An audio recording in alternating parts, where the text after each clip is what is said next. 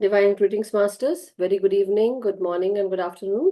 This is Madhu Soni, welcoming you all to Light and Soul Meditation English group. Thank you so much for joining and sharing your time, space, and energy with each other, Masters. Very warm welcome to old and new. And thank you so much. So, very, very grateful to each and everyone. And for all those people who will be joining who will be seeing the recording, thank you so much. So, Masters, as we go ahead and start the session today, let us first pray to the divine beings, to the Masters, and then we are going to start the session. So, I request each and everyone to join their hands, and then we will go ahead with the Buddha teachings today. With great respects, regards, and gratitude to all the divine beings, to all the Masters from the light world, from the astral realm, spiritual realm, angelic realm, Masters from all the kingdoms, from the elemental kingdom, mineral kingdom, plant kingdom, animal kingdom, human kingdom, and mineral kingdom. Our ascended masters, Param Guru Mandali masters, Saptarishi Mandal masters, our Siddhas, teachers, healers, gurus, mentors, our great grandmaster, Pitama Brahmarishi Patriji, Mahavatar Babaji, and Samasta Guru Chetana, and all the Guru Chetana masters. We are really grateful to Mother Earth, Father Universe, Mother Nature, Sun, Moon, constellations, and all the divine feminine and masculine energies. We ask and pray to you, Masters, to help us connect with your consciousness, the wisdom, knowledge, intelligence that you got. May we also get the same. We ask and pray to you to help us walk the path of truth and honesty. Please help us connect with the soul plan, purpose that we have come here to fulfill all our purposes. Whatever the purpose may be, please help us align with the purpose that our soul has taken intention. So we ask and pray to you, Masters, to help us align with the highest timeline that we have set for our soul journeys, for the life journeys. Thank you so much to old and new Masters who are present here, to all the meditators. We ask and pray to you to help us continue this journey together with love, peace, and happiness. Thank you so much, everyone. So, very warm welcome to everyone. And today, Masters, among us is Zubia Mehdi ji. So, Masters, she is also from Dallas, Texas, and she is living here in USA from past 22 years. And she is also, working in a bank and a software engineer. And I would say, last time we had learned from her about love, wisdom sharing, that she did for our group was on love on 14th of February. And she definitely believes in that changing the heart one person at a time with love, right? And she believes in oneness. That is, most prominent about her journey is that, she is seeking spirituality. She is learning about spirituality. She is growing every day, and she believes in oneness. And definitely there's a lot of healing and love that she believes in, and it's happening with her, and that is what is also needed with everyone around us. So and she want to be part of this change, and she has traveled to Egypt very recently, the pyramid of Giza. And we have been together, like, along with me, I would say, so I didn't knew Zubia earlier, but later on when we went to Mount Shasta, I came to know about her, and we met and we spoke. So that is how I became friends with her. But the part is that she also went to Sedona before that, and then Egypt, and now she had learned many things from her experiences. And definitely that is what it is, so sweet about her, that she believes in love, and very loving person indeed. So over to Zubia ji. But Masters, so today the teaching that we are going to talk about is the Eightfold Path, Masters. So we are going to talk about it. And over to you, Zubia ji. 1 second, sorry. Thank you, Madhu. That was a very kind and gracious introduction. Welcome, everybody, to today's session. We have come, I can only say Madhu has created a beautiful journey for us through Buddha, and we are walking the path one by one, where we are slowly unraveling the truth that he had discovered. With every master that we are meeting, we are able to see and recognize how much he must have been lost for a long time to have found all these things slowly and surely and built those inside of him.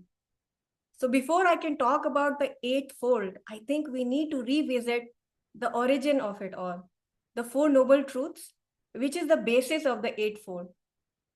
So we have to realize one thing, that how did Buddha start? He started by being at the highest tier of humanity. He was a prince. So he had everything. There was nothing that he didn't have. So one thing that he didn't have hadn't seen was dukkha, suffering. So there was no suffering in his life. He did not even know what the word meant. When he stepped out into the real world after 30 years, did he ever witness suffering? And that was a very rude awakening for him. That old age, sickness, death, he had not come close to those kind of suffering. So it was a shock for him. And I think we also in this life take these things with fear, and we are so afraid of them that anything discussion also we shut it down. But these are death and suffering should not be something to be afraid of. But as I'm growing, I'm realizing suffering is spiritual growth, or I should say suffering is for spiritual growth. So that has been a learning. So Buddha discovered suffering, and then he discovered the second noble truth, desires. What can lead to this kind of suffering? My desires, my desires in such a way that I create fear in my body, stress in my body, I create jealousy in my body, all those fears in my body. Is there a need? Why do I have to be like somebody? Then only I'm good. Why do I need to follow somebody? Why can I not be my authentic self? There is nothing in me that matches you. Not even my hair, my eye color, my fingerprints, everything is unique. So why do I have to become like you to be happy? I should not have those desires. So we come to the third noble truth. The third noble truth was how to create the detachment from those desires. And those detachment is the learning. Those detachment, it is through suffering. It is through a heartbreak over and over again. It is putting ourselves, our body through the same pain over and over again. Do we realize that we have to learn to detach from these feelings? Only then can we figure out our life. And then Buddha came to the fourth noble truth, was that how to come to make an end to suffering. And that end of suffering is when you go to the middle path. When you follow the middle path, that is only the time where you can end suffering. And it provides you the middle path provides you the guidance, provides you with all the pleasures, but it doesn't make you attached to them. For example, I enjoy being with somebody. They make me so happy. But if they are not there anymore, I should be able to continue. I should still be able to find joy in my day, joy in my life without them, because I have learned to detach. I have learned to control my desire. I have learned to understand that it should not cause any suffering to me. So once you compress all of these four noble paths, you find the middle path. And that middle path is the eightfold. So it is the growth of that treatment. So the action path is the eightfold path. If you want to stop all kind of suffering, you will follow the eight path.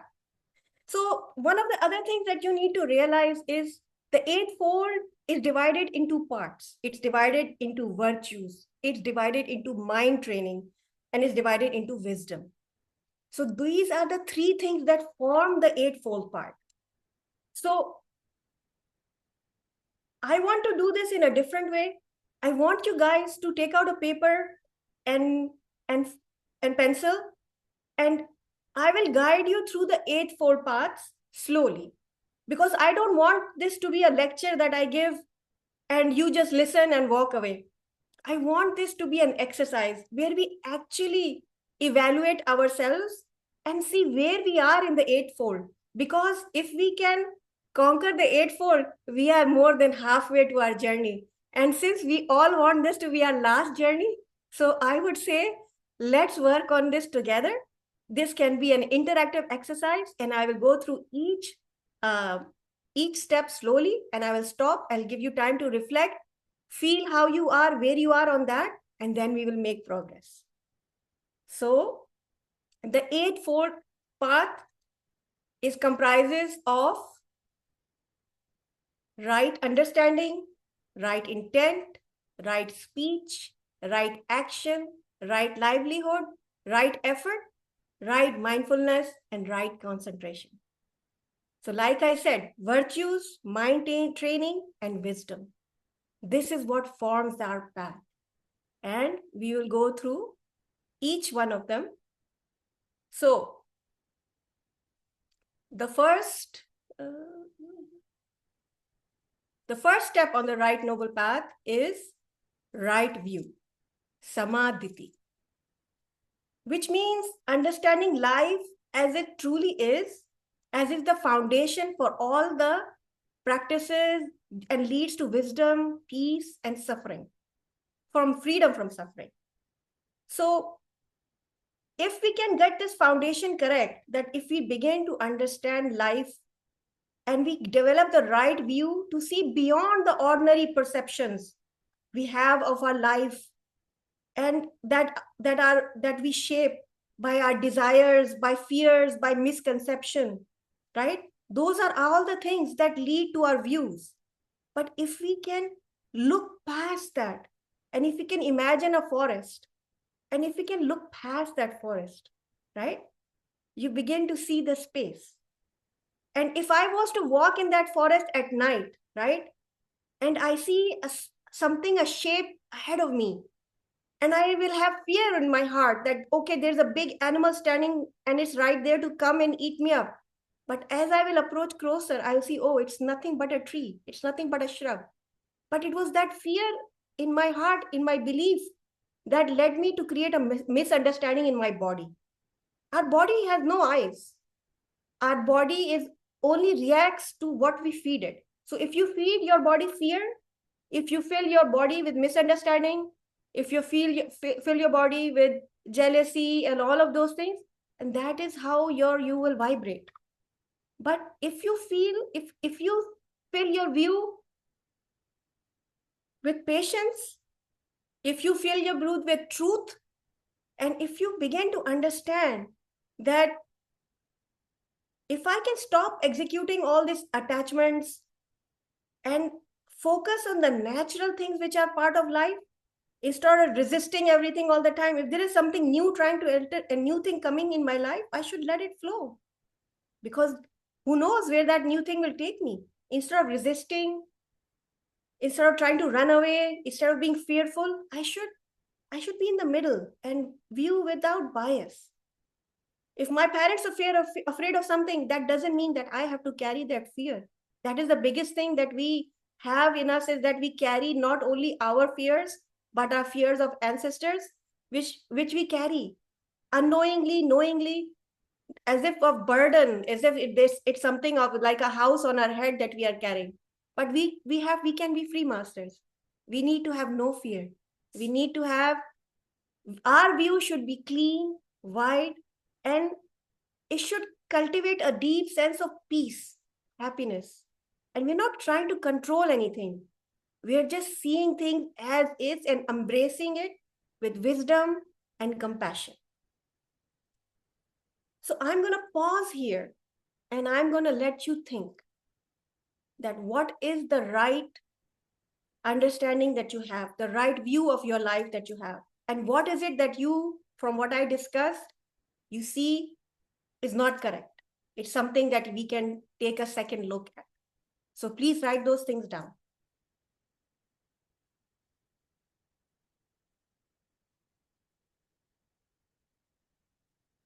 Until we don't evaluate ourselves, until we do not put ourselves through some ringers, We will keep thinking we are thinking correct, feeling correct, knowing correct, but it is only in the reflection. Sometimes you have to stand in front of somebody and they give a reply in such a way that, okay, this reply is just a reflection of how I am inside. It is then you begin to see that you need to change. You need to change your point of view. And one of the things you might also, I want to point out about Buddha is that he went through a lot of extremes from king to a poor person, right? To a nobody. He suffered.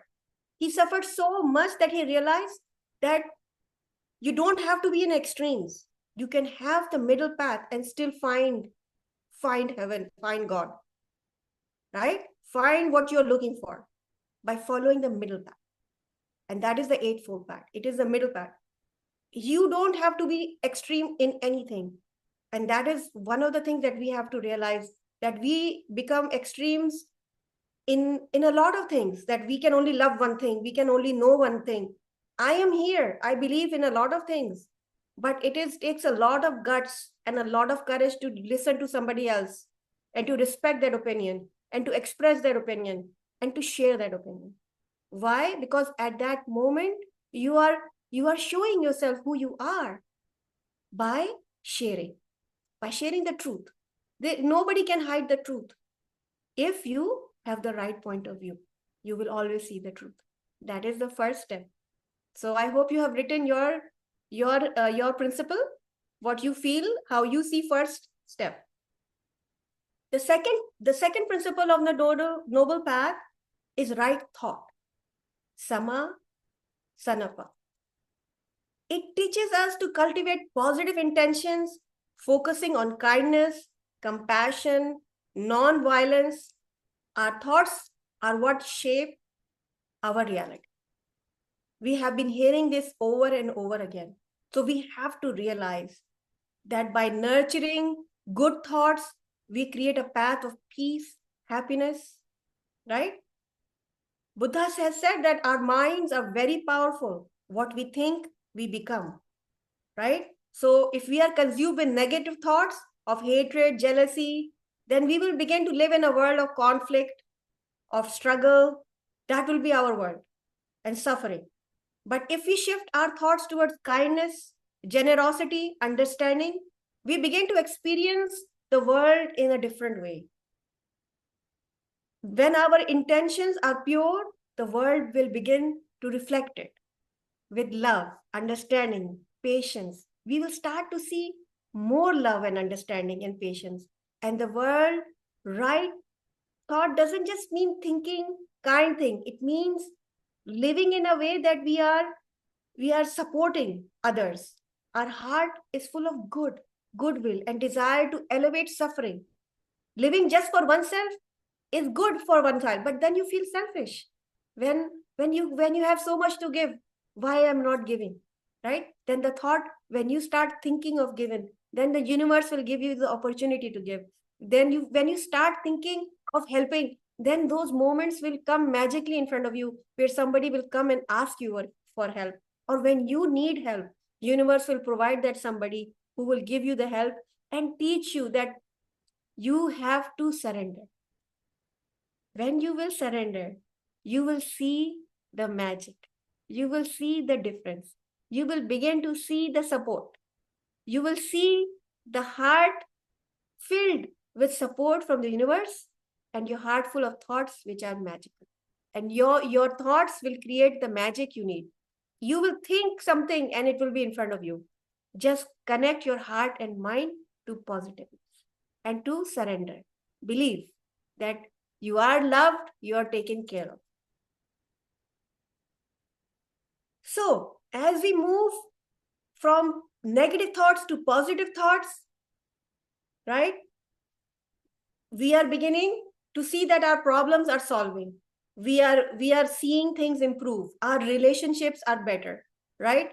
We have seen that we are thinking and we are thinking in a kind way. So we are automatically being surrounded by kindness. So the funny thing is, the more I change myself to be a better person, a kinder person, the more kinder people are coming in my life. So it is almost like magic. So I can say the better I am becoming, the better my world is becoming. So your thoughts are very important, masters. Please take this moment to write about your second noble eightfold are your thoughts. So as we discussed, please write where you are in your thoughts and what might need improvement.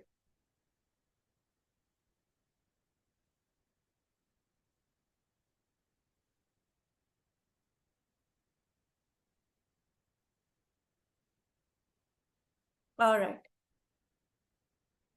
All right.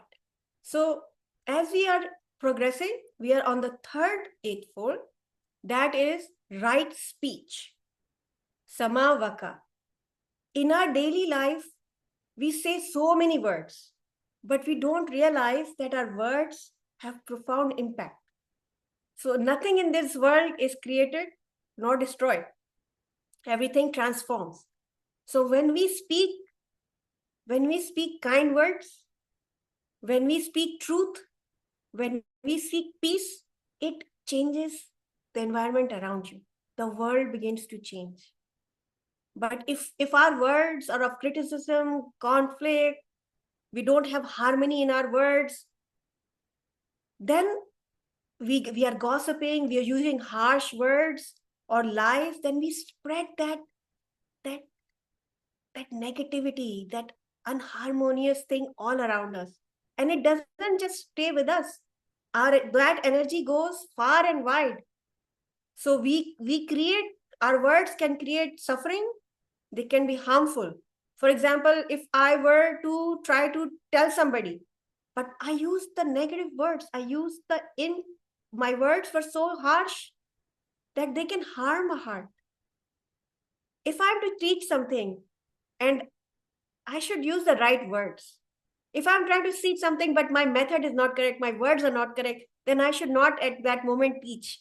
I should find a better moment where I'm in a proper heart and proper state of mind that I can, if my intention is to guide, then the words should be right.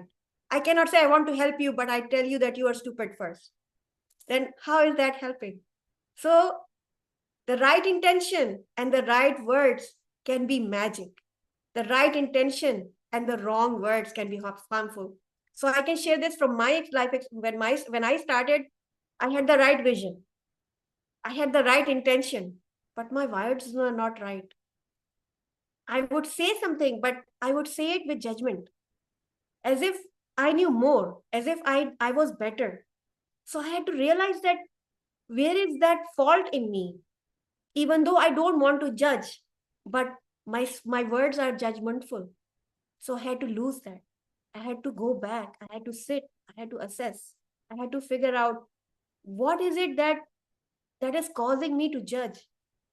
If I cannot say anything good, then I should not say anything at all. I should just hold. There is no point in adding to any fuel. There is no point in adding to anybody's sadness. If I cannot be positive, don't have to be negative. I can be silent. Silent is 1,000 times words are better of silence than one really, really mean word. No need. We can always choose to be kind and helpful and supportive. And that is what creates the compassion in us. Because as we talked about it, our reality, our thoughts shape the reality, and our words give it, give it, give it, like, you know that our world was created with sound. The sound gives life to your manifest. You think it and you say it, and there it is. So use healing words. Choose speak with kindness, honesty, and care, because they can transform your life and the lives of the people around you. So be sure to be of peace and understanding, because the world is full of unkindness, hatred. You can be the person who says, no, I don't want to be like that. I want to be, I want to change. I want to be part of the change. And that's the difference. When you will, when you will think before you speak, when you will, when you will weigh that is any comment even needed? Like Patriji said, no need for extra word. Mom is best. When you will start being like that, speaking when only necessary, speaking with understanding, speaking with love, honesty, truth, all of those things you will evaluate before you open your mouth. Trust me, only the best words will come out, the best advice, and the best form. Because we are mostly in rush. We do not listen to anybody with kindness. We are always in the rush to give them advice. Nobody needs advice, but somebody does need a kind heart who listens, who makes them feel warm, who makes them realize that you're important. And whatever you're going through, I will not interfere in there. But if I can help you, I will try. So as we are growing, we have made our vision better. We have made our thoughts better. We have made our speech selective. Now we have to put everything in action. So the fourth principle is right action, samakanta. Our actions shape our world. So Buddha has also said to live in harmony. With who? Live in harmony with ourselves, and others will follow our path in the right action.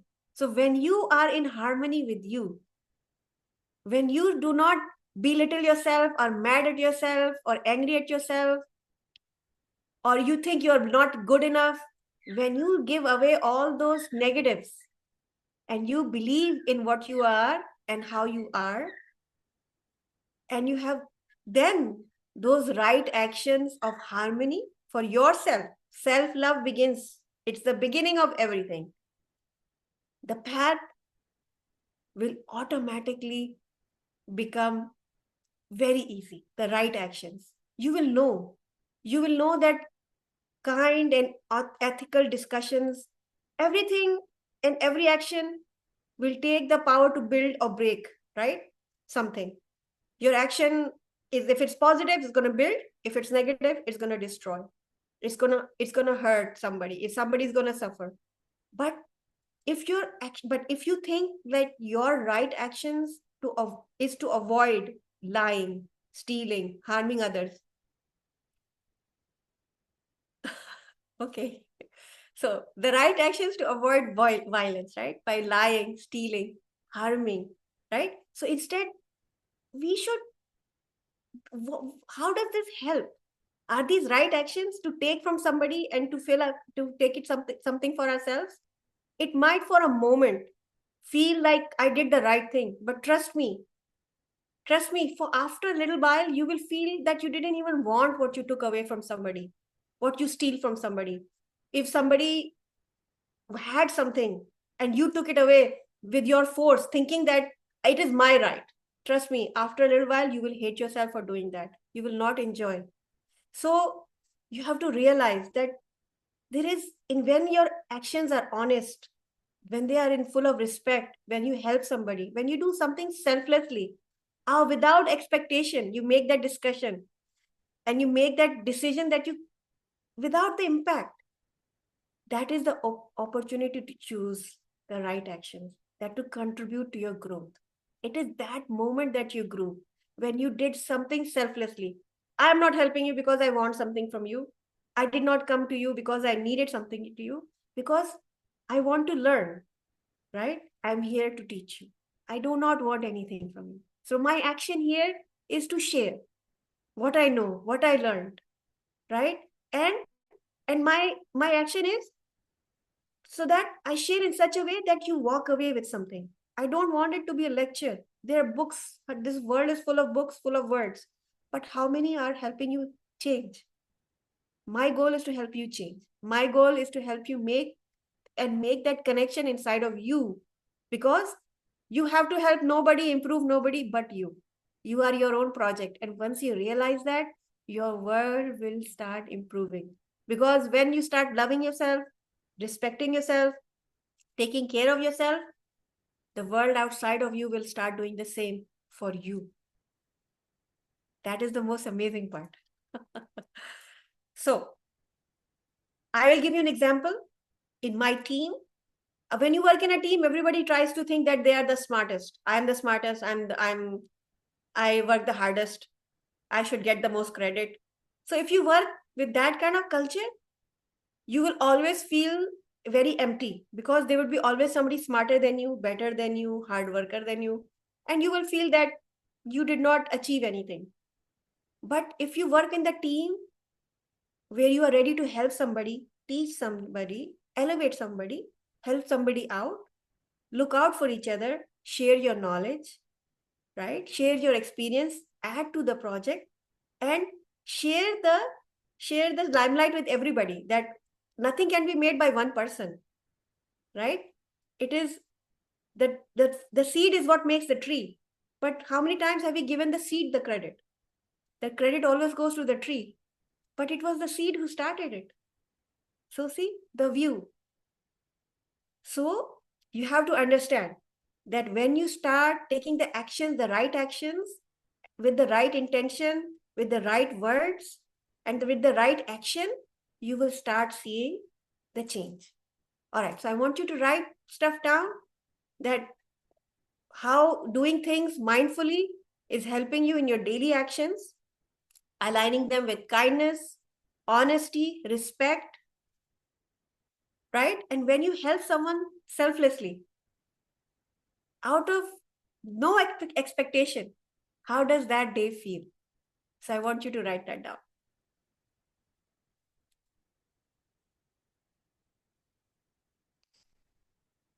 So needless to say that the right action means that we are creating a habits which are positive and trying to stay away from habits which create space for negativity. So we are trusting and respectful. And when we have the right actions, our relationship also grow, right? For example, if I take the right actions for my children, for my husband, for my home, then I'm helping it grow, right? I'm helping my relationship be healthy. I'm being a better mother when I'm not imposing my desire on my children. I'm listening to them. What is it that they want? What is it that they enjoy? Right? They don't have to be anything I like. They can be whoever they want to be, because this is their life. I am only there. I tell my children that I am your only guard to protect you, to keep you safe. Whatever you want to be, whatever I want to be, I will keep trying in this life. So the right actions, very important, people. So moving to the fifth noble eightfold path is the right livelihood. Somana Avika. I'm sorry if I said it wrong. It's a little difficult. I Uh, think it must be Jivika, I think, right? Something like that. oh, it said Avika. You could be right. So Sama Jivika could be. I have it like this, right? So this encourages us to make a living that does not cause harm to ourselves, to the world, that we practice right livelihood, right? So we choose a work that is ethical, honest, compassionate. It is not just about earning money, right? It is about contributing positively to the world. So Buddha has said that when you learn that if you only knew the power of giving, you would not let any moment go to waste to give. So the power of giving is very big, masters. We have to realize how good it feels to get. It's very hard for me to take from somebody. I always try to give. I don't feel good taking. I always feel good giving, because it fills your heart with gratitude, right? That you have something to share. And that is one of the greatest feelings there is, that where you have enough that you can share, right? So another thing that about our livelihood is like, we should not only think of sharing material things, right? In the livelihood, we should think about contributing to the well-being of others, right? By creating, if we are doing a business, then we should think about sustainability, right? We should use such materials in our business which does not harm the earth. We should think we should think like the earth is alive and we are part of our duty. Our purpose of life is to actually take care of the earth. We are only doing half our job, that we are taking care of ourselves, but part of our job is also to take care of this earth, because we are but one. And that is also realization that we will come to, that we are who we are part of and where we all connect. But our part of our purpose is also to take care of this earth. So we should contribute to our working by taking care of the earth and the animals and showing compassion and making our passions our guide to whatever choice we make, we choose to do our livelihood. But it should take care and have meaning, and it will make our life very peaceful, very beautiful, when we will put purpose in our living. So having a purposeful life makes our livelihood so much more richer, because every day when I wake up, I know that by whatever I'm doing, it is not hurting anybody, and I am giving back. I'm taking care of something. But all of these things, you have to realize you are thinking something and doing something. So that brings us to the sixth eightful part, that is the right effort. Sama Vayama, right? So we have to, at this moment, take a pause, because a lot of people are doing a lot of things, but the wheels are spinning, but we are not moving. Why is that? Because we are not putting the right effort, right? So let me give you an example with music. If you are playing an instrument and you don't have the harmony, will the music be in rhythm? Will the music sound good? No. There will be music. You are creating something, but does it have harmony? Does it have rhythm? Does it have the consciousness of the right effort that you want it to have, right? Does it resonate in patience? Is there wisdom in the effort that you are showing, that you're doing, right? So you have to work to stay calm and peaceful by practicing mindfulness and being aware, right? So the right effort means not forcing something, not making it happen, letting it happen, waiting for it to happen. There is a lot of magic in waiting. I will tell you from my life experience that I was an extremely impatient person. And I have been tested so much, so many times for patience, that now I'm afraid to get something too quickly. I enjoy the wait because I know that the awareness that I have is helping me overcome those negativeness, right? And the emotions. So I am putting the right effort.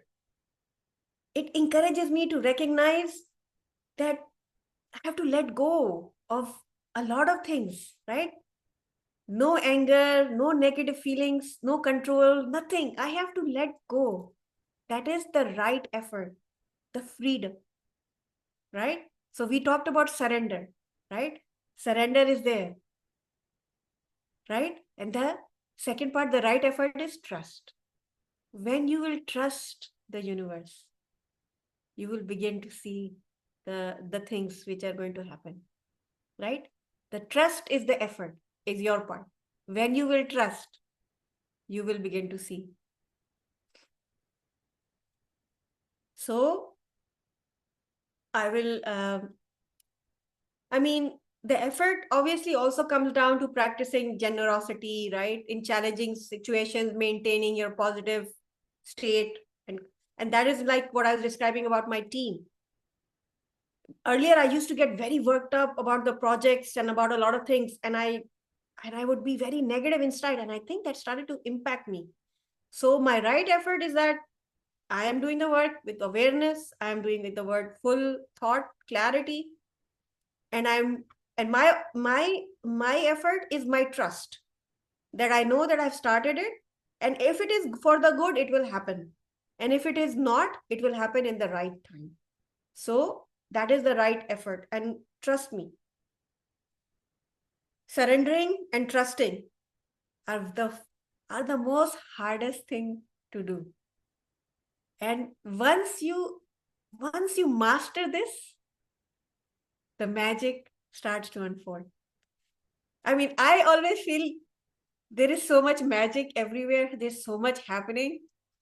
Maybe it's my thought, the way I think, but I always believe that there is magic around us. We just have to have the right frequency to get going and start seeing. So I'm going to give you a minute to write your right effort. And then we come to our sixth.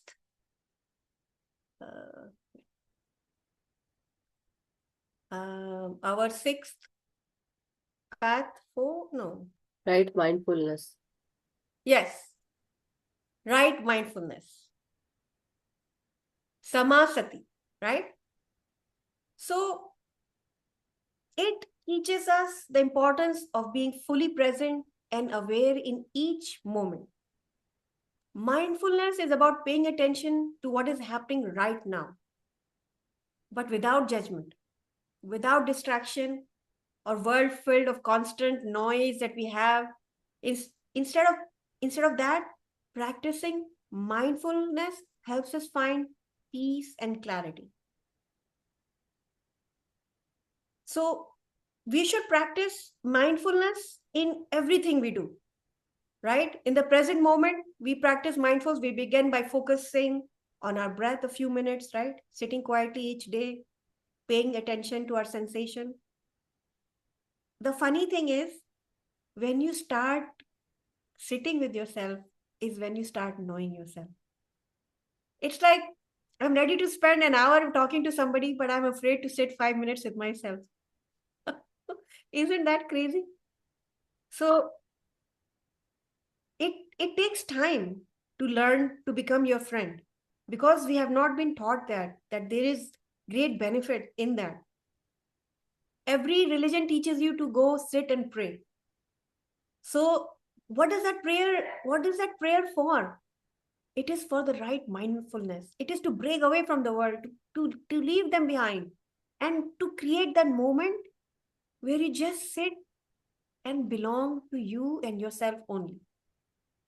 Where you sit and your mind begins to wander gently and back, and you keep bringing it back with your breath, right?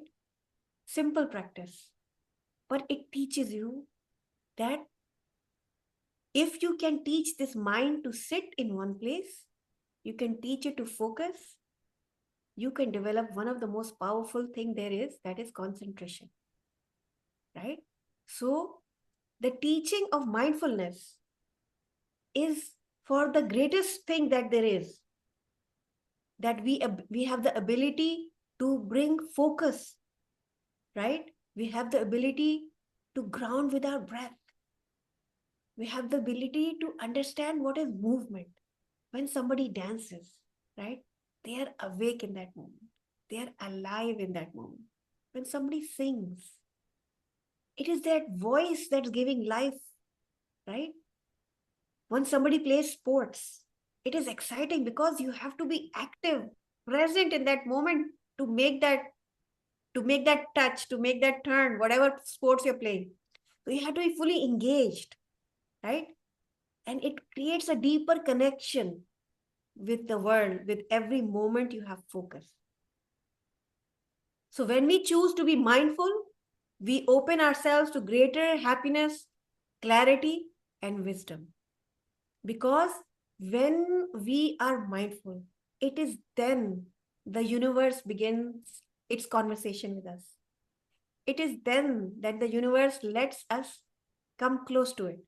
Because I have to be empty to you cannot fill a glass that is full. You have to be empty to learn. And when I create the emptiness inside of me, with no opinion, with no emotion, with no desire, I am empty. Now I want to know what is in the heavens. Now I want to know what my master is here and waiting for me to get there to the eighth fold so they can provide me with the wisdom. So the eighth step is right concentration. Soma Samadhi, right? This path holds the key to achieving clarity, peace, self-awareness, and simple terms. It is the path to creating focus, deep intentions, especially meditation is what is the tool that creates the ability to be quiet without distraction of the world in our thoughts, inside of us, allowing, right? Allowing things to come to us. It is in our meditation that we get intuition. It is in our meditation that we can feel if somebody is remembering us. So sometimes when I wake up, I know who remembered me. I know who I should talk to. I know if there's a heart that wants to connect with my heart. So, and that comes when I have silence inside of me. When I am listening, that is when it happens. When there is no clutter here, there is no noise coming out of here. My heart is beating, but is full of love. There is kindness being done with my hands. There is generosity in my being. And I'm looking to help anybody I can. And it is in that moment that I'm living the eightfold. I am maintaining the teaching. My body is resonating a vibration which has no chaos. It is full of love. There is nothing scattered. There's no distraction. There is no fear. I am like a clear waterfall, just being in the flow, practicing my clarity, getting clearer, understanding that the world around me, I am in this world, but I'm not for this world. If you understand this, this is one of the most profound things there is. To be part of something, yet to be alone. To be in a crowd, yet alone. So these are all points that will set you free. Because at that moment, you're not being pulled in any direction. You are aware of the truth. You are aware of what is nature, how free it is. Anywhere you will go, you will feel free. You will not feel that you have to be attached to something. You will not feel that you have to choose something. You will be encouraged to practice just being. There is no need to have a title to become something. Being nobody is as good as being the biggest person you can be. Why? Because what makes you happy is why you are alive, why you are living. And that clarity only comes when you walk this path, when you try to understand from the beginning that when you have the right view, the right intentions, the right speech, your right actions, and you are working every day in a livelihood that is providing goodness to the world, your efforts are for the truth. And you are mindful of what you say, of what you think, of what you feel. And you use your meditation concentration to manifest the right things. You're using that concentration to, to think of a world like Patiji says, Dhyana Jagat, right? That there's meditation in every house. There is non-violence in every house. Everything is loved, everything is respected, every person is important. We are all part of a network. Do not think you are not important. When you look at your finger, can you say any finger is less? When you hold a cup, you will know how important every finger is. So please do not think you are insignificant. Every person in this universe is as important as every star in the sky. So we are all stars.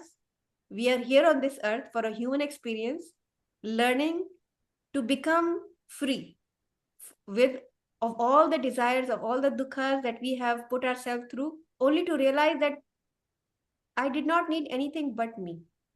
And when you get to that moment, I will tell you that your journey of eightfold paths is complete.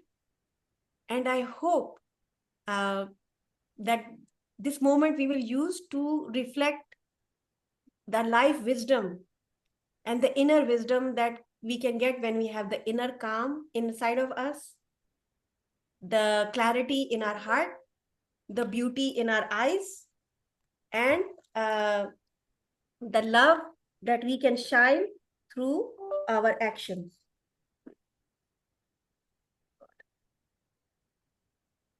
Oh, sorry, That was the right action you took. my battery was gonna, my computer was gonna die. Yes, yes. Correct choice of word. Not your battery, but the computer's battery. Yeah. All right, Wonderful. so I hope everybody got their notes down and took this discussion as a lesson to learn and grow. So, masters, there's no one path or right path. Um, Everybody has a journey, and we are here to participate in each other's journey.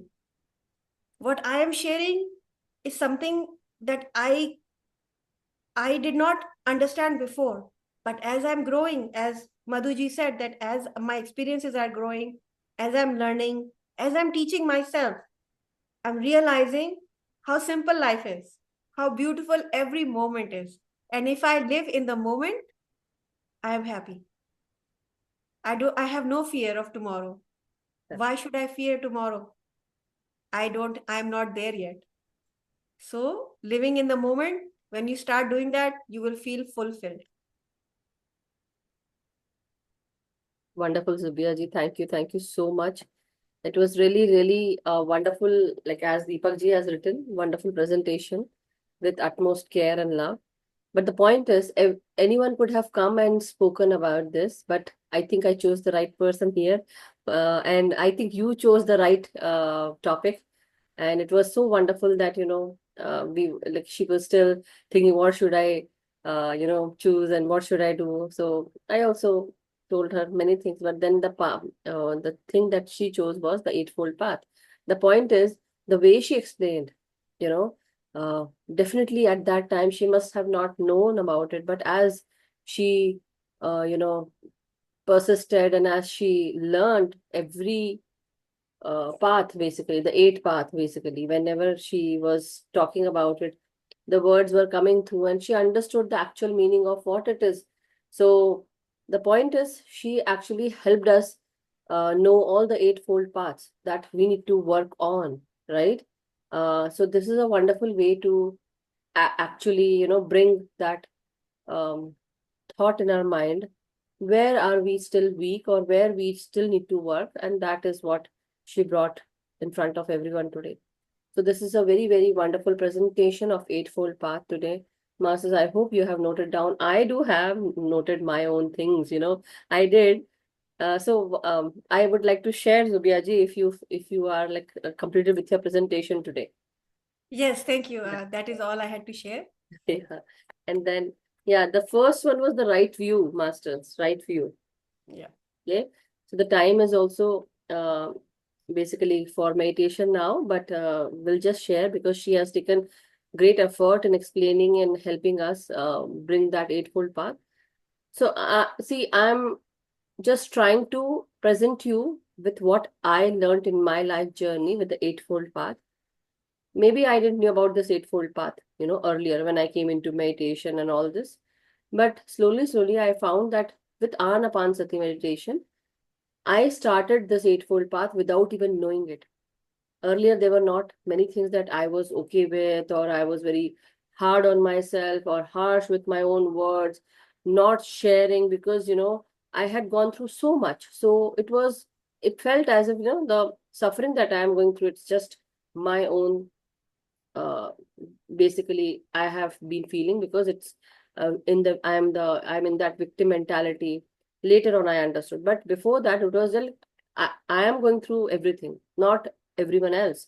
But as I pass through life, as I passed through my age, as I matured, slowly, I started understanding that everyone goes through the same things, in different way. Some go through with their life challenges, some go through with their health, some go through with wealth, some go through with, communication issues, emotional issues, many things, masters, many things. And we think that we are the only one who are going through this particular thing. So on this way, I actually found my right view, the way to perceive things in a, right manner. What are we seeing? Are we assuming things? And are we creating that? Because at a very tender and early age only, I came to know that I have this ability. I don't know how I don't do that, but earlier everything was okay, bubbly, good. Later on it became difficult. And then because why it became difficult? Because the way I was given all these things coming around me, making me to choose, the wrong path maybe. And the wrong path also gives you wrong thinking, wrong way of perceiving things, and then wrong way of doing things. That means whatever you're doing is wrong. And then what are you doing? You are actually thinking wrong, creating things that are wrong. So my reality had something negative, and it took me a while to understand that I am creating something that is created by my own mind. So it took me time to correct that. But then my life took a 180-degree turn, and I understood that I think I need to change my thinking. I need to change my perception. And am I assuming? So I have changed that also. Kept quiet, went into silence, hermit mode, went into, the dark night of the soul, many things. Now there is a name. I now know the name, but earlier I didn't knew. So there had been many things. So then the right speech came. Still, I need to work on the right speech because, sometimes when we have fight with each other, like my husband and me, I don't want to mention what I say to him, but he knows. The point is, I don't even want to say those things, to him, and he knows, and he laughs at me. So it's all animal names, nothing else. But the point is, it's not good. The throat, when you actually use correct words and right speech, what happens is you are not putting stress on your throat chakra. So using right words actually can help you, and it can uplift you, your all the chakras also. So, and it will give you more intuition. So I have done that. So I know where I did correction. But yes, the other things, livelihood, this is one part that I need to still work on, and I'm still working. And so here comes the sharing part. The more you share, sometimes we think, okay, because we don't have money, or I don't have these finances, I need to just stop purchasing things. But the right way to actually go ahead with your livelihood is also sometimes we need to go out and enjoy ourselves and purchase things, so that when you actually spend, you get more, you receive more. But the point is, are you spending? You're not even spending. You're just stuck with that energy. So don't become stuck with your money energy, because everything in your life is energy.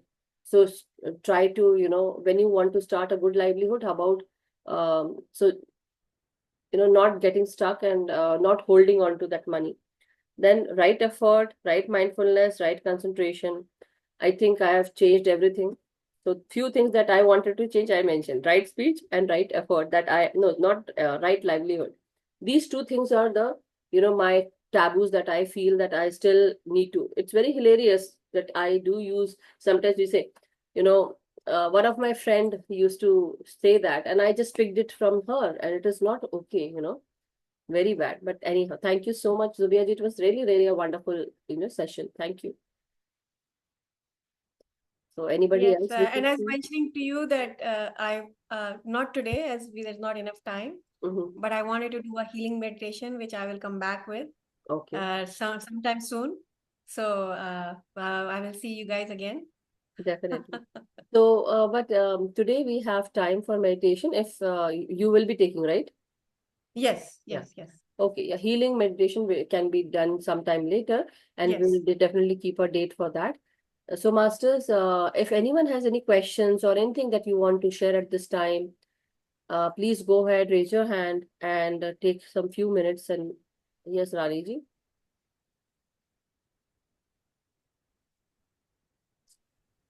What a wonderful class. Thank you, Zubia ji. Amazing, amazing. It felt like you should just keep talking and I just should just keep listening. Thank you very much. I hope you got your notes down so we all take the improvements we are looking for. And then I only my did. presentation will be any good. I did. But as we know that we are not complete, elevated souls here. So we do have our struggles. So even though I take down the notes, it's not very easy for me to follow it in a No, no, day-to-day you have to have basis. the right intention, right intention. Fix there. Start from there. Thank you. I just have one question. Yes. I have many, but this is the most important one. The number 7, which you discussed about Mhm. right Mindfulness. mindfulness. Yes. So I struggle with this one a lot. Mm-hmm. Like when I'm meditating with, Madhuji and team, I have, become so much better in that. So I stay there for that time. But other than that, my mind is always wondering about things which are not even relevant. So, how do I stay focused and present? Because that's one topmost teaching, that to stay in present, right? To stay mindful and to stay in present. So, what will you recommend? So I would say that when you are meditating, that's where it all begins. So if in your meditation you are thoughtless, right, then you can sit the whole day thoughtless. And and it also begins with you wanting your intention of the beginning of the day. So if you want want how you open your desire of the day is how your day is going to be. If you're going to think my day is going to be beautiful, that is how your day is going to be, right? So your start of the day is very important, and you have to work on your meditation for the focus. There's something called box breathing. Breathe, hold, release, and then take another breath in. So it's like called box breathing. Okay. So practice that with your meditation. When you will do the box breathing, breathe, hold, let go, and then breathe again. So when you will follow that, uh, trust me, your mind, instead of wandering, will start focusing on your breath. And when it will start focusing on your breath, it will not run away here and there. And then start using this method 5 minutes, 10 minutes, 15 minutes, for teaching it to stay in one place with the breath, with the count, not go anywhere else. We are only counting, we're only breathing. When you will learn to do one thing at one time, then you will start enjoying living. This multitasking is garbage. We are not made to multitask. We are not supposed to multitask. We are supposed to do one thing, but we are supposed to do it with joy. See, even washing dishes, I do it with joy.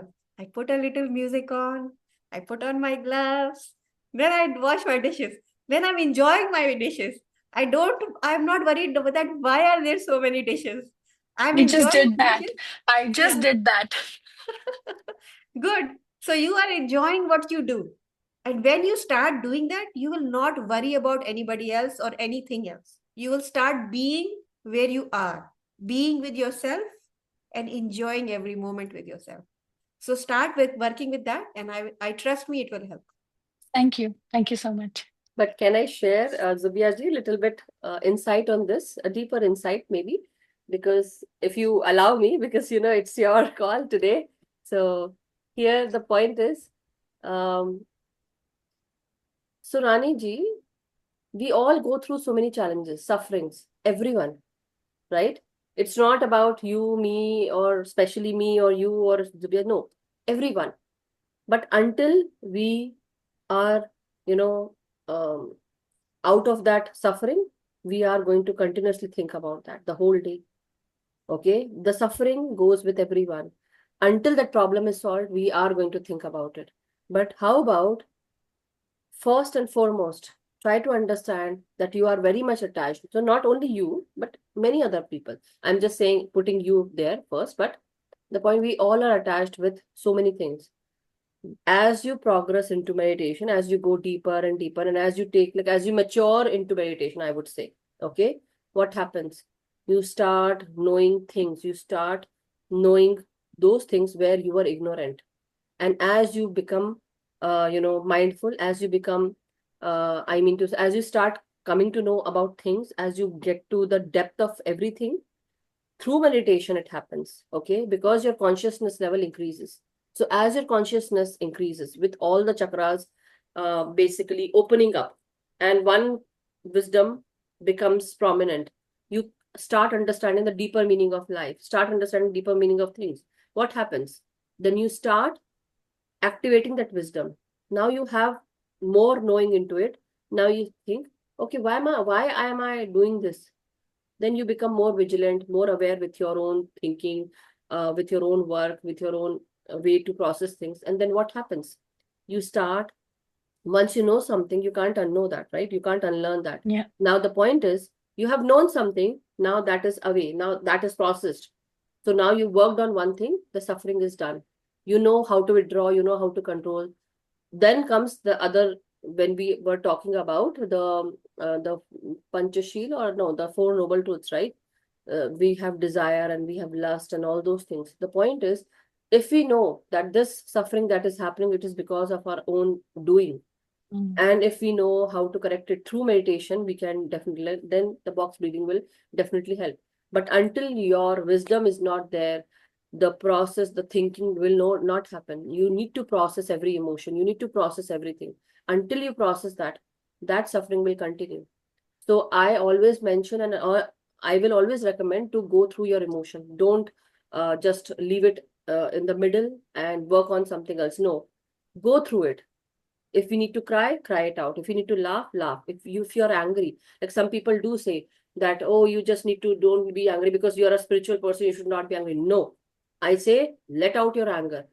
If you are basically putting your anger inside you and then going ahead with that mask, okay, I'm a peaceful person. No, it is not like that. That means you still have that thorn inside you. It's still giving you pain. You won't understand pleasure until you go through pain. You have to go through pain to understand pleasure. If you want pleasure, go through pain. You understand your trauma.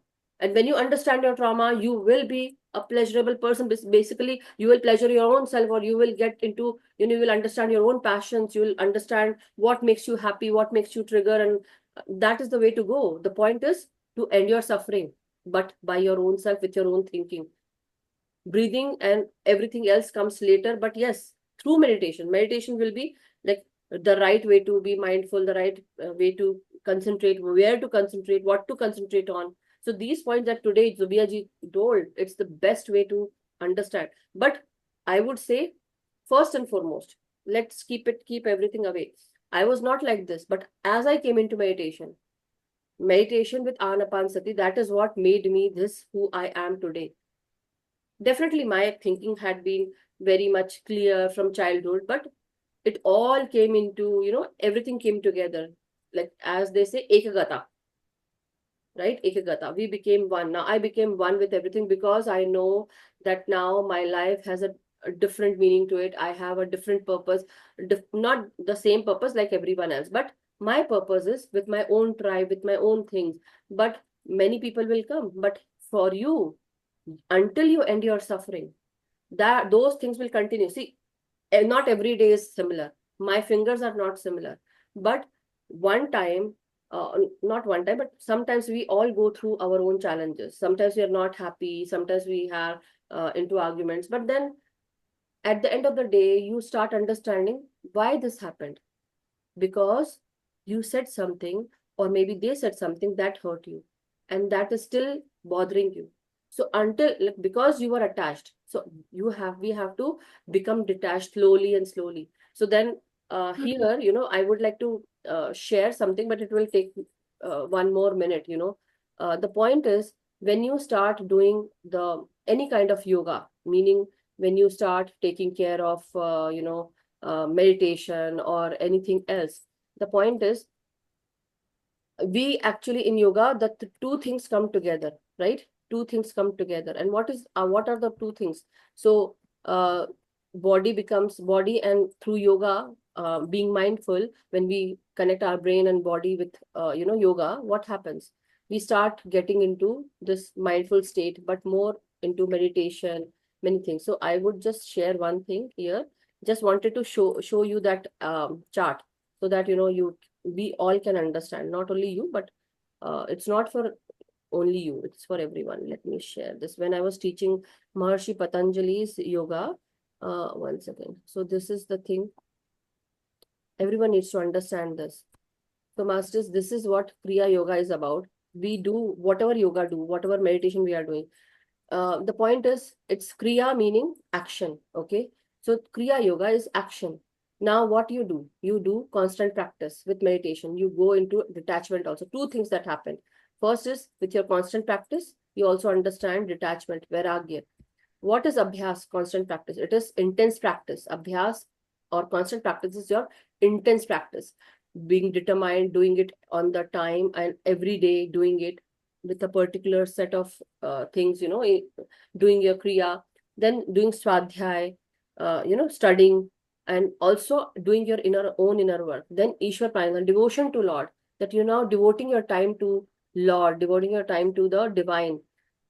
Second thing that comes is apara vairagya and para vairagya, meaning it is the preliminary, the first stage of detachment, and the second stage, the superior one. The first one is apara, is basically the basic one, is where you actually are releasing any attachments to any desire, anything with your that you have seen with your senses, the five senses. Okay. uh, Eyes, ears, nose, mouth, eating and smelling, and also touch. So these are the five senses. Then comes the ESPs. Now we become attached to our dream time. We become attached to the experiences in meditation. Slowly, after the preliminary, the superior comes. Superior is what? First we think, okay, I need to see the Lord. I need to see the divine. I want to see him, how he looks. Then I want to be with him. You want to be with him. But third, the superior one is, I want to, I want liberation. Mukt hona chahta hu main. But even the last one is that I want to become one with the divine. I want to just go within the divine, become one. That is it. That is ekagata, basically. Okay. So, but this process only will take you only when you have processed your own things first, taking care of self, loving yourself, first giving importance to yourself. So sometimes people think that this is selfishness. No, but take care of self. Until you have enjoyed yourself, until you have done whatever you wanted to, until you are contented, you are not going to be happy. Never.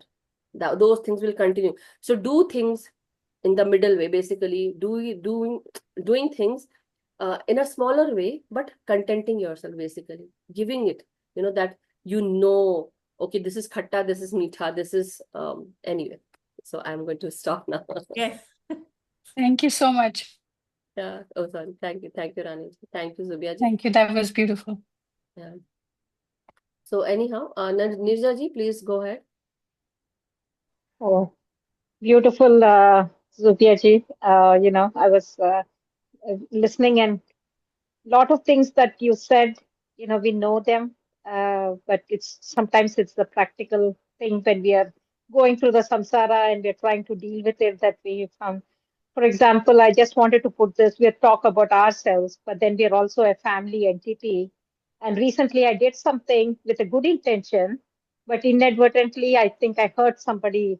And now I'm unable to uh, let that person stop getting angry. And I'm trying to say, okay, I'll surrender. But if it's your loved one, your child, and you're trying to do something, it's all these things, that detachment, vairagya, I thought it was meant for that, but it is so hard to get that maya out and say, okay, what is done is done. I need to move on and take, because the intention was good, but I think I heard you say one of those things, but it turned out to be that it caused somebody's some hurt, right? And now how do you let go of that? They don't want to come out of it. They don't want to forgive you. This constant cycle is going on. So I'm You start struggling with by that. you start by forgiving yourself first, Mm. because your intention was right, but maybe your words were not right. Right? Maybe your action was not right. Right? Yeah. So maybe the state was not right. Something must Yeah. have been that it didn't go all the way. So this is Mm. a learning for you, that just having the right, that is what I said. I had the Yeah. right view, I had the right intention, but my words Yeah. were not right. Right? So sometimes we every step that we take, we make mistake. But that doesn't mean we go to step one. Yeah. It means that that is the point of learning. That is the point of growth. I started by saying suffering is spiritual growth. So when you suffer, that is when you learn. Yeah. If you put your hand on the fire one time, do you think you're going to do it again? I don't think so. So that growth happened. It has to happen one time. You have to get hurt one time, and you have to Yeah. hurt somebody one time to realize never to do it again, because it did not do what you wanted it to do. Yeah. So please start by forgiving yourself. Please start by talking to yourself. And you are living in the past. Live in now. That is what we discussed today. Living in the present, where you are not hurting anybody and you are not bound by somebody. You are here to live for yourself, with yourself, and to do good with yourself, right? Living with purpose. Yeah. So that is the moment and learning for you, that please forgive yourself and live in today in this moment. And trust me, the moment you forgive yourself, things will begin to change. Yeah. That is what I was trying to tell you. The moment I became nicer to myself, kinder to myself, more loving to myself, the moment my life began, the surroundings started to mirror how I am being to myself. So just start with that. And I assure Have you, you, yeah, thank you. Have you noticed that sometimes, at least for me, I notice it that I'm doing good. I meditate. I do everything. I'm in the positive thought, and then I just feel a little good of myself, and something happens. And then I think, okay, it's my intention. It's I'm thinking it and I'm manifesting it. So I go back, but things were going pretty much better than what things were, and back now I've gone like 100 steps back. So. okay. So Uh, you've been to the beach, right? yeah. Oh, yeah, the Have waves. you seen a wave? Yeah. So wave goes Comes and goes. back and forth, and back, and suddenly it goes up. Hmm. And then it thinks it's going to stay there. So does the wave stay there? No, it has to No. come down. It has to come down, crash, break, and then the wave looks like it's never going to form again. But slowly after, the water goes back and forth and back, and again the wave forms. Mhm. So That's a beautiful analogy, beautiful example. Yeah. Yeah, beautiful. you have to realize that is how a life is. We are in moments, right? We are going to build a moment. We're going to enjoy it, and then we're going to come back to earth again, right? And then we're going to grow again, climb, and then come back again. But those doesn't mean that we are going back. If we are applying everything we are learning, then you will start shining, and people will start noticing, and people will start asking, what are you doing? What is this? How are you so different? And then you will start helping them grow. So that is the journey.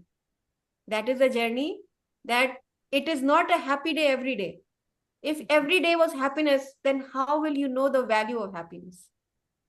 Right? Something has to change for you to change. That is how Yeah. I see change. It is here to help me, not for bad thing. Yeah. Change, struggle is a good thing, not a Yeah. bad thing anymore.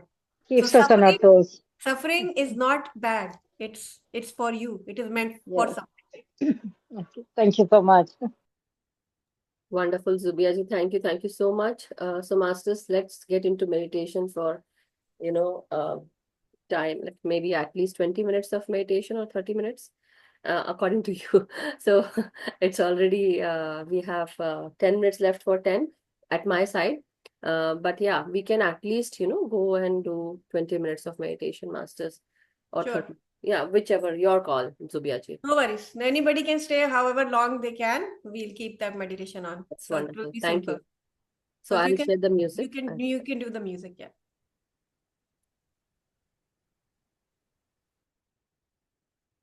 So please put your concentration that we thought about today.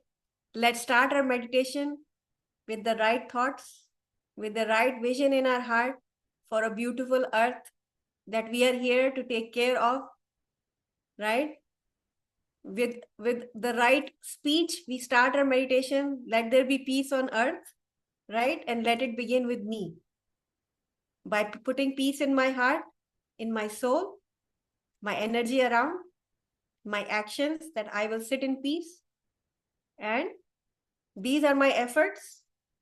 And my mindfulness will be that I'll stay constant and believing that we can all bring world peace with our meditation.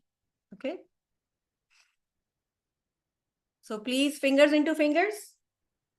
Lock your hands. Sit in a restful pose for meditation. Close your eyes. We'll take a few deep breaths before we begin. All right. So 3 deep breaths before we start. So we're gonna take a deep breath, hold, and let go. So this should clear you of any negativeness you are feeling. The point is to let go.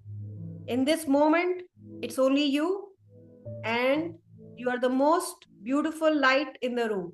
So let's take a deep breath for that.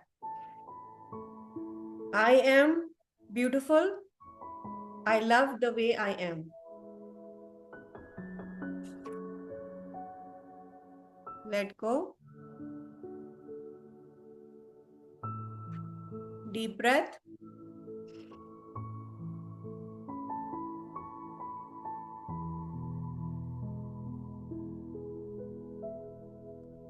Let go. My heart is full of love. There is harmony and peace inside of me. My heartbeat is all about rhythm and harmony. I am in harmony with the universe. I feel peace inside of me and around me. I pray for peace and I wish for change. Deep breath.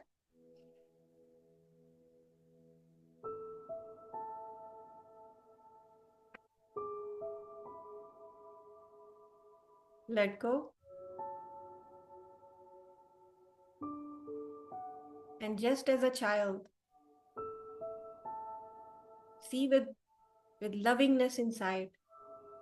There is so much beauty and treasure inside. You have everything you need. Just believe. Be kind to yourself. Not every time we can be right. So forgive yourself. It's okay to be wrong, because there is no right. It is just how you look at it, your point of view. So don't worry about being right or wrong. Just have the right intention.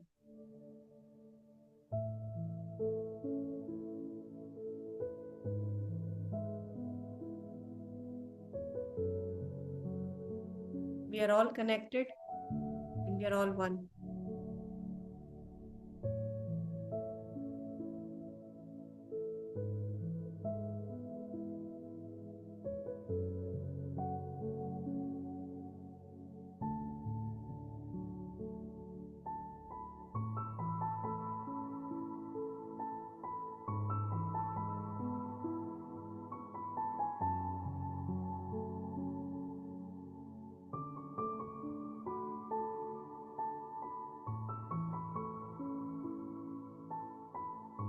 Whatever you're holding, let go.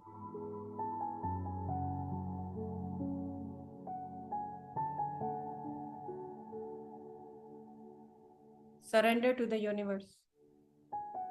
Trust.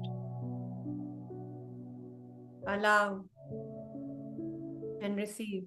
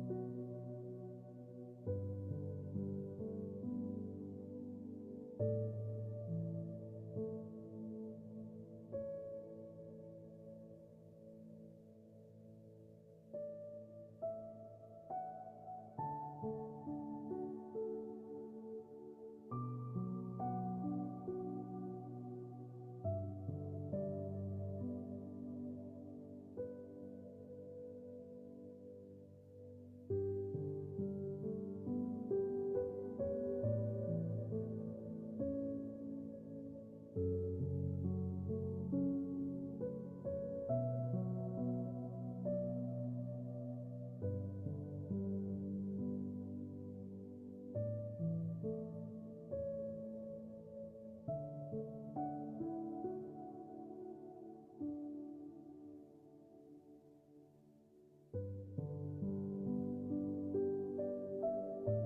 your heart with gratitude that our life is so beautiful. We are full of happiness and joy. We are safe, loved, and protected.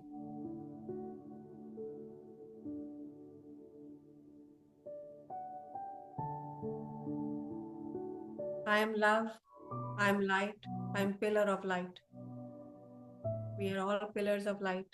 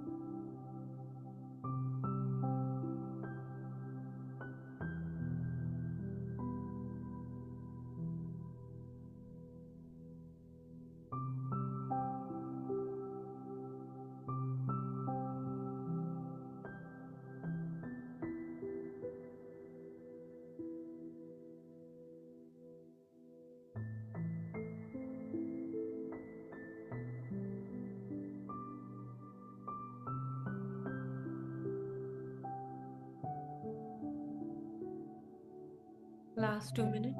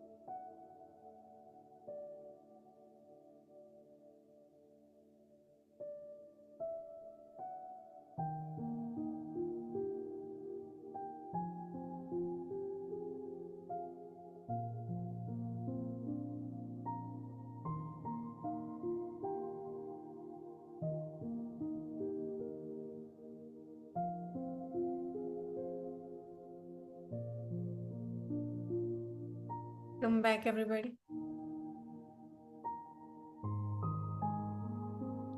Slowly come back.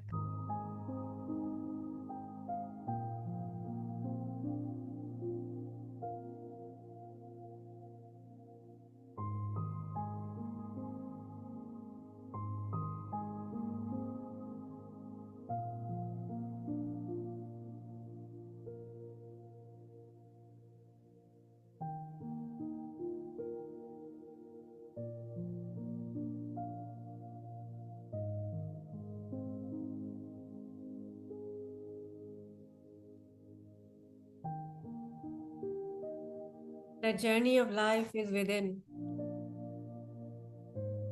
We are all looking for something outside. There is nothing outside. Everything is within. The sooner you understand it, the better life will be. The quicker you will grow. So begin your journey within by following the Eightfold Path.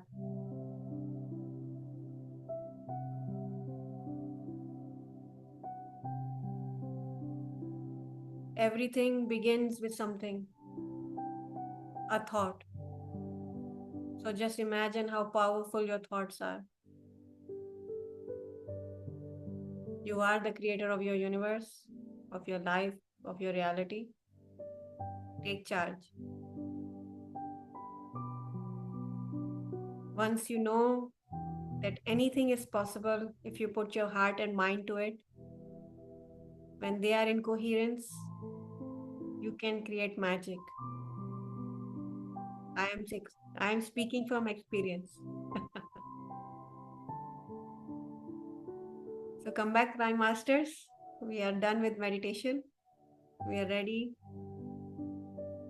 to go to dreamland after this. It's 10 o'clock here.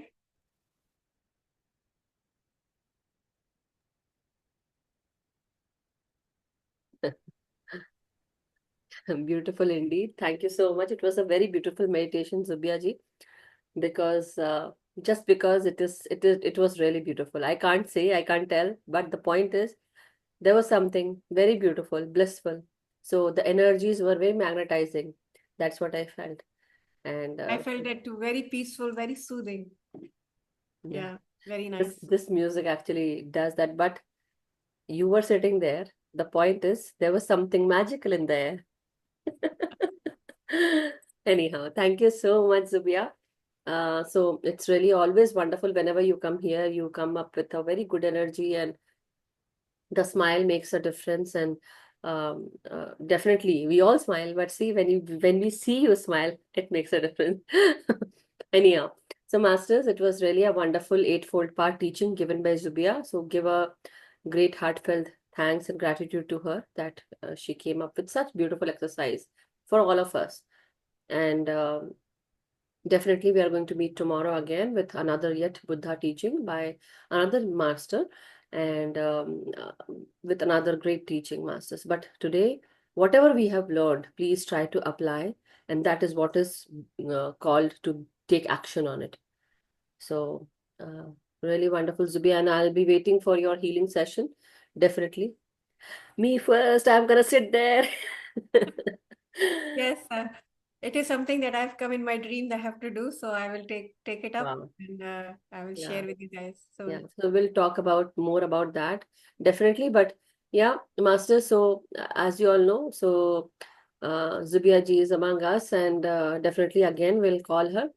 So do yes, wonderful. If you want to share your experiences, I would love to hear, Masters, even Zubia ji as well. But as you all know, it's she also I think her family is calling her for night time now. Yeah, So Asha go ji. ahead, we can hear this last one and then we can call it a night. Yes. Awesome. Atmavandan, Zubia ji, Madhu ji, और सभी को. It is really awesome meditation. I am so happy. I am so happy. Gratitude, gratitude, gratitude to you. Wonderful. Yeah. मुझे पता होता तो मैं और भी लेट तक कराती आप लोग को. नहीं नहीं ऐसा नहीं, but sometimes we are all rushing into our lives, getting back to family and things. But thank you, Asha ji. Thank you so much. It really means a lot. And I believe Sheelam ji wants to say something. Why I feel like that? Yeah, good evening. I had a wonderful trip with Zubia in Egypt. So I'm happy to see her today. Yeah. Oh, hello. How are you? Fine, fine. I'm missing you always. You kept the whole group very cheerful, and it was Yeah. great trip with you. Yeah. That's her energy. So wonderful. That's what we also felt when we went to Mount Shasta. And it's I just was thinking while meditating, just happened. This came to my mind that when we were at Mount Shasta, so we were there, and there's some magnetizing energy around her. That why? Because she is full of love. That is the reason, basically, right? So that attracts. And so it was good to see her there. And definitely, I missed my Egypt trip. Really, I feel very bad about that.